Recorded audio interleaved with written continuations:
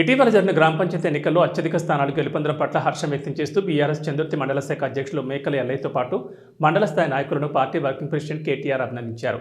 చల్మడి లక్ష్మీ నరసింహారావు నాయకత్వంలో కార్యకర్తల పనితీరు బాగుందని ప్రశంసించారు. సిరిసిల్ల తెలంగాణ భవన్లో చందుర్తి మండలంలో నూతనంగా గెలుపొందిన పలువురు బీఆర్ఎస్ సర్పంచులను ఘనంగా సన్మానించారు. మరో 2.5 సంవత్సరాల్లో బీఆర్ఎస్ పార్టీ అధికారం చేపట్టనుందని, సర్పంచులు ధైర్యంగా గ్రామాభివృద్ధికి శ్రీకారం చుట్టాలని కేటీఆర్ ఆకాంక్షించారు. క్షేత్రస్థాయిలో అధికార పార్టీ కార్యకర్తలను ఇబ్బంది పడితే సహించేది లేదని, ప్రతి జిల్లా కేంద్రంలో లీగల్ సెల్ ఏర్పాటు చేసి సర్పంచులకు అన్ని విధాలుగా అండగా ఉంటామని కేటీఆర్ భరోసా ఇచ్చారని ఎల్లయ్య తెలిపారు.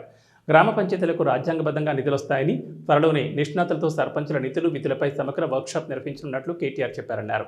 కాగా సర్పంచుల ఫోరం మండల అధ్యక్షులు మరాఠి మల్లిక్తో పాటు సర్పంచులు షహనాజ్ సమీర్, కొక్కుల నరేష్, చిలుక మల్లీశ్వరి, అంజిబాబు, కపిలశంకర్, ఆసినిపతి శోభారాణి, సుధాకర్, మాంతాల శారద అబ్రహం, పోతరాజు భారతి నాగేష్, బుక్య మోహన్లను కేటీఆర్ ఘనంగా సత్కరించారు.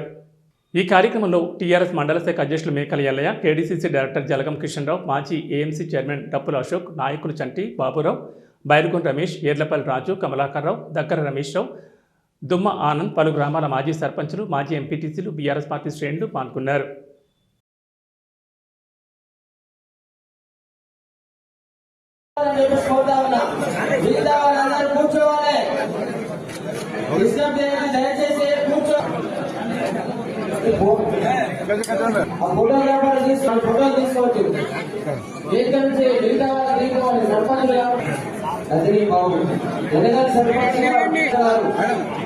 లింగంపేట గ్రామ సర్పంచ్ కొక్కుల నరేష్ గారు, తిమ్మాపు మల్యారావు,